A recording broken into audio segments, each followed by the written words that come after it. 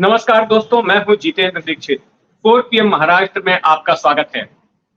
इन दिनों देश में नवरात्रि का त्योहार मनाया जा रहा है और इसी के साथ साथ तमाम जगहों पर रामलीलाओं का मंचन हो रहा है। हम सभी जानते हैं कि रामलीलाएं 9 दिनों तक चलती हैं और 10वें दिन रावण वध की लीला के साथ ही रामलीला का समापन होता है। रावण का पुतला जलाया जाता है। असत्य पर सत्य की जीत का घोष होता है। मुंबई में भी कई ठिकानों पर रामलीलाएं मनाई जा रही हैं, लेकिन आजाद मैदान में इस बार जो रामलीला हो रही है उसका शेड्यूल थोड़ा सा गड़बड़ हो गया है। और गड़बड़ी का कारण यह है कि उसी जगह पर राज्य के एक बड़े राजनेता अपनी सालाना रैली लेने वाले हैं और उस रैली के चक्कर में रामलीला को एक दिन पहले समेटना पड़ रहा है। रावण वध की लीला जिस दिन पूरा देश दशहरा मनाएगा उस दिन नहीं होगी, बल्कि उसके एक शाम पहले की जाएगी। तो क्या है पूरा माजरा, आइए समझते हैं। दरअसल आजाद मैदान में जो रामलीलाएं हो रही हैं उनके शेड्यूल में ये फर्क इसलिए आ रहा है क्योंकि इस बार एकनाथ शिंदे जो महाराष्ट्र के मुख्यमंत्री हैं और शिवसेना के जो अध्यक्ष हैं, वो अपनी सालाना दशहरा रैली आजाद मैदान में करने वाले हैं। लेकिन वो आजाद मैदान में ये रैली क्यों कर रहे हैं, इसके पीछे भी एक कहानी है और आजाद मैदान की ये कहानी जुड़ी है एक दूसरे मैदान से, शिवाजी पार्क से। तो आइए समझते हैं कि पूरा माजरा आखिर है क्या। दरअसल 60 के दशक में जब शिवसेना स्थापित हुई थी, तब से शिवसेना के संस्थापक और दिवंगत शिवसेना प्रमुख बाला साहब ठाकरे हर साल शिवाजी पार्क में, मध्य मुंबई का शिवाजी पार्क इलाका है, शिवाजी पार्क के मैदान में अपनी सालाना रैली दशहरे पर लिया करते थे, जहां पर वो अपने शिवसैनिकों को आने वाले वक्त के लिए दिशा निर्देश देते थे और अपने विरोधियों को आड़े हाथों लिया करते थे। मीडिया में इन दशहरा रैलियों की खूब चर्चा होती थी और कई बार ऐसा भी हुआ कि इन रैलियों में दिए गए बयान के बाद विवाद भी हुए। शिवाजी पार्क में शिवसेना की दशहरा रैली महाराष्ट्र की एक राजनीतिक परंपरा बन गई है। बाला साहब ठाकरे के निधन के बाद उनके बेटे और जो शिवसेना के फिर कार्याध्यक्ष बने और मौजूदा अध्यक्ष हैं, उद्धव ठाकरे, वे हर साल शिवाजी पार्क में दशहरा रैली लेते आए हैं। अब हुआ ये कि पिछले साल शिवसेना दो फाड़ हो गई, शिवसेना में बगावत हो गई। एक गुट एकनाथ शिंदे के साथ चला गया और बचे कुचे विधायक, सांसद, बाकी नेता उद्धव ठाकरे के साथ रह गए। जब मामला चुनाव आयोग के पास पहुंचा तो चुनाव आयोग ने असली शिवसेना का ठप्पा लगा दिया एकनाथ शिंदे की शिवसेना पर, उनके गुट पर। और ऐसे में जिस शिवसेना को बाला साहब ठाकरे ने स्थापित किया था, उस शिवसेना से ठाकरे परिवार ही बाहर हो गया और एकनाथ शिंदे उस शिवसेना के मुखिया बन गए। ना केवल वे शिवसेना के मुखिया बने, बल्कि शिवसेना का चुनाव चिन्ह धनुष बाण, शिवसेना का आधिकारिक नाम भी उन्हें ही मिल गया। अब जो दूसरी शिवसेना है उसको अब कहते हैं शिवसेना उद्धव गुट और उनको चुनाव चिन्ह भी अब दूसरा इस्तेमाल करना पड़ रहा है। लेकिन एक चीज, एक प्रतीक जो उद्धव ठाकरे के गुट के पास अभी भी पुरानी वाली शिवसेना का रह गया है, बच गया है, वो है शिवाजी पार्क में होने वाली सालाना रैली। पिछली बार बगावत के बाद जब दशहरे का मौका आया तो सवाल खड़ा हो गया कि आखिर उद्धव ठाकरे कहां पर रैली लेंगे, क्योंकि शिवाजी पार्क में तो असली शिवसेना ही रैली लेते आई है और असली शिवसेना चुनाव आयोग की नजर में थी एकनाथ शिंदे की। तो विवाद हुआ, दोनों ने दावा किया कि हम ही शिवाजी पार्क में रैली करेंगे। लेकिन आखिर कुछ दिनों तक चले विवाद के बाद में शिवाजी पार्क उद्धव ठाकरे को मिल गया और एकनाथ शिंदे को अपनी सालाना रैली लेनी पड़ी बैंड्रा कुर्ला कॉम्प्लेक्स में, एमएमआरडीए ग्राउंड में।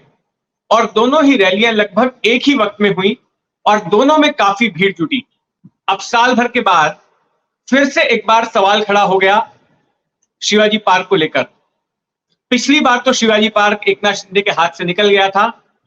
इस बार उनके गुट की ओर से कोशिश की गई, उनकी पार्टी की ओर से कोशिश की गई कि इस बार शिवसेना की दशहरा रैली जो है शिवाजी पार्क में ही की जाएगी। और इसके लिए बीएमसी के पास, जिसके कब्जे में मैदान है, उसके पास अर्जी भी दी गई लेकिन इसके साथ साथ उद्धव गुट की ओर से भी, उद्धव की पार्टी की तरफ से भी अर्जी दे दी गई।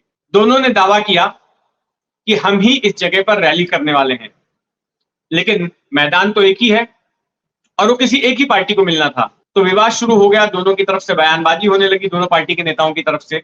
तो इसके बाद एकनाथ शिंदे ने अपना एक कदम पीछे ले लिया और उन्होंने कहा कि मैं इस मामले में कोई विवाद नहीं चाहता हूं, मैं इस बार अपनी रैली किसी दूसरी जगह पर कर लूंगा। और वो दूसरी जगह तय हुई आजाद मैदान की। अब आजाद मैदान में रैली करने का एकनाथ शिंदे ने फैसला तो कर लिया, लेकिन यहां पर पेंच आके फंस गया रामलीलाओं को लेकर। दक्षिण मुंबई के आजाद मैदान में बीते करीब 40-50 सालों से दो रामलीलाएं होती हैं। एक आजाद मैदान के उत्तरी छोर पर महाराष्ट्र रामलीला मंडल है, उसकी रामलीला होती है, और दक्षिणी छोर पर सीएसटी स्टेशन के ठीक सामने साहित्य कला मंच की ओर से रामलीला का आयोजन किया जाता है। अब दशहरे के दिन रामलीला का भी समापन होना होता है, रावण का पुतला भी जलाया जाता है, और उसी दिन उसी मैदान में एकनाथ शिंदे को रैली भी करनी है। और रैली भी कोई छोटी मोटी नहीं होगी। पिछली बार जिस तरह की भीड़ आई थी, लाखों की तादाद में लोग जमा थे, तो उम्मीद की जा रही है कि इस बार भी वो कोई कसर नहीं छोड़ने वाले हैं भीड़ जुटाने में। तो ऐसे में ये क्लैश हो रहा था। जहां तक महाराष्ट्र रामलीला मंडल का सवाल है, दो रामलीलाओं में से जो एक मंडल है जो कि उत्तरी छोर पर रामलीला करता है, उसकी ओर से रावण का पुतला नहीं जलाया जाता, क्योंकि उनका मानना है कि रावण एक प्रकांड पंडित था और इस तरह से उसका पुतला जलाया जाना गलत है। लेकिन दक्षिणी छोर पे जो रामलीला होती है साहित्य कला मंच की, उसकी ओर से हर साल रावण वध की लीला के बाद रावण का विशालकाय पुतला जलाया जाता है। और ये पुतला उत्तर प्रदेश से आए हुए, कोई कभी बुलंदशहर से कलाकारों को बुलाते हैं, कभी दादरी से बुलाते हैं, उत्तर प्रदेश से आए मुस्लिम परिवार रावण के पुतले को बनाते हैं और यहाँ पर बड़ी ही खूबसूरत आतिशबाजी के साथ रावण के पुतले का दहन किया जाता है। और इस मौके पर आजाद मैदान में एक मेला भी लगता है, काफी भीड़ होती है, लेकिन इस बार वो मेला नहीं लगेगा। अब चूंकि यहां पर एकनाथ शिंदे की रैली होनी है, तो ऐसे में अब रामलीला का पूरा मामला गड़बड़ा गया है। शिंदे की पार्टी की तरफ से दोनों ही रामलीला मंडलों से बात की गई, जैसा कि हमने अखबारों में पढ़ा। संजय सिरसाट जो नेता हैं शिंदे गुट के, उन्होंने बताया कि इन दोनों ही रामलीला मंडलियों से बात की गई, आयोजकों से बात की गई।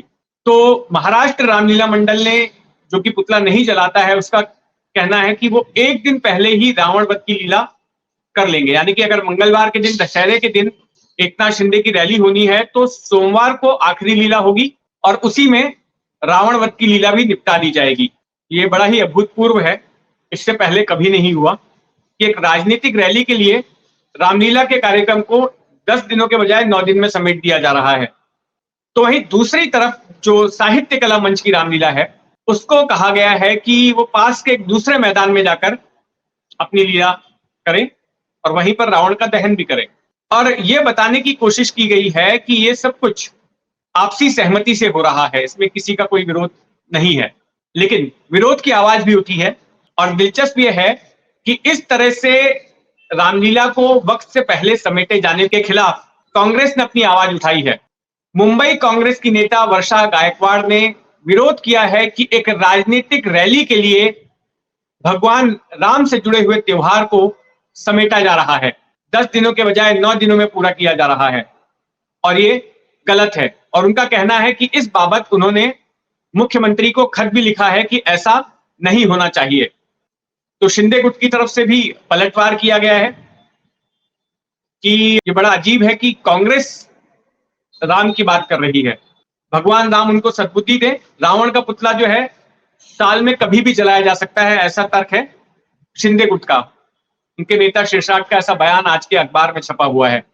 तो कुछ लोग ये भी तर्क दे रहे हैं कि जो विजयादशमी है वो कल दोपहर से ही शुरू हो जाएगी, सोमवार से ही जो है वो शुरू हो जाएगी। तो ऐसे में अगर एक दिन पहले भी करते हैं तो तकनीकी तौर पर वो गलत नहीं है। अगर रावण वध का कार्यक्रम किया जाता है या रावण दहन भी किया जाता है तो उसको गलत नहीं माना जाना चाहिए।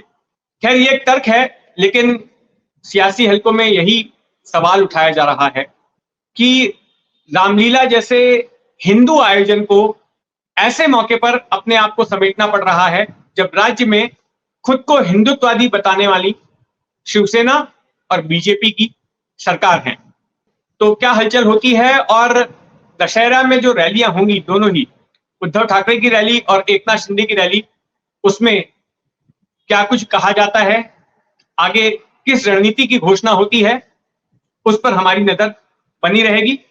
आप भी बनाए रखें अपनी नजर 4 PM महाराष्ट्र पर। नमस्कार।